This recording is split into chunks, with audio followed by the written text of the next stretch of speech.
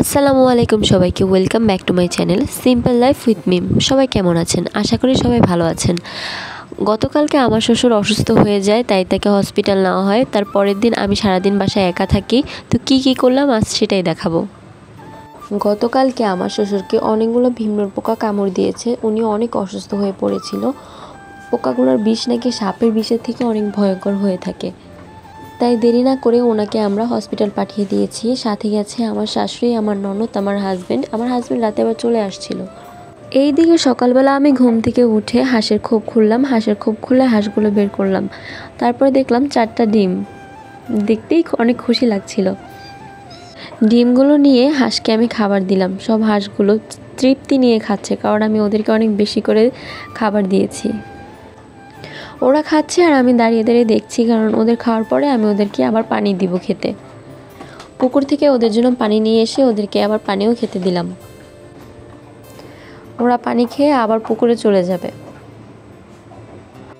হাঁসেরা তৃপ্তি নিয়ে খাচ্ছে আর আমি ওদের পাশে দাঁড়িয়ে আছি, কারণ হচ্ছে যে অন্য মানুষের হাঁস এসে ওদের খাবারটা খেয়ে ফেলবে। এর জন্য আমি পাহারা দিচ্ছি যাতে অন্য কোনো হাঁস না আসে। আর এদিকে নতুন বাচ্চা ফুটিয়েছে মুরগি, তো সেটাকে আমি বাইরে বের করব এখন। সকাল সকাল ওদের গুড মর্নিং জানাচ্ছি আর কি। ঘরে কিছু ভিজা কাপড় চোপড় ছিল, আমার শ্বশুর শাশুড়ি, আমার ননদের, আমার হাজব্যান্ডের সবারই ভিজা কাপড় চোপড় ছিল। তো বাইরে খুব মিষ্টি রোদ উঠেছে, তার জন্য আমি বাইরে রোদে দিয়ে দিচ্ছি।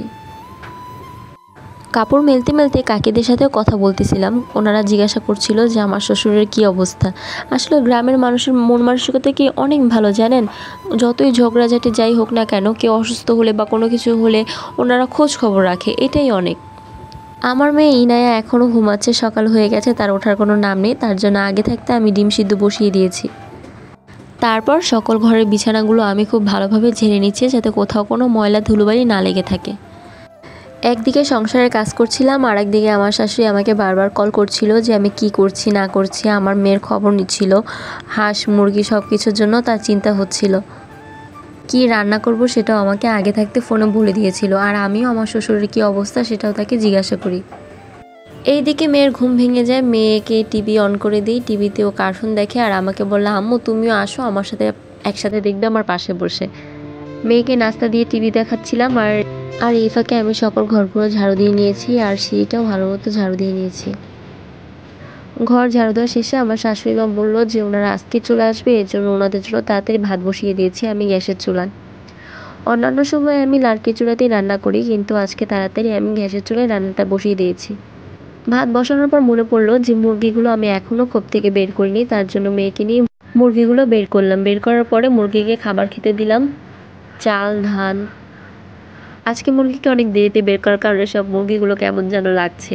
ওরা সবাই একসাথে খাচ্ছিল। ইনায়া আমার সাথে মুরগিগুলোকে দেখছিল, তার জন্য আমি এখানে কিছুক্ষণ দাঁড়িয়েছিলাম।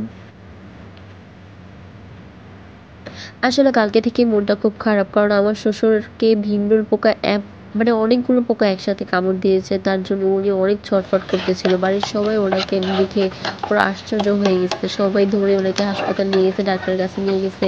সবাই বারবার খোঁজ খবর নিচ্ছিল। আর উনি আমাদের ঘরে মনে করেন যে একটা বট গাছের মতো। ওনাকে আমরা অনেক ভালোবাসি, ঘরের সবাই ওনাকে অনেক সম্মান করে ভালোবাসি।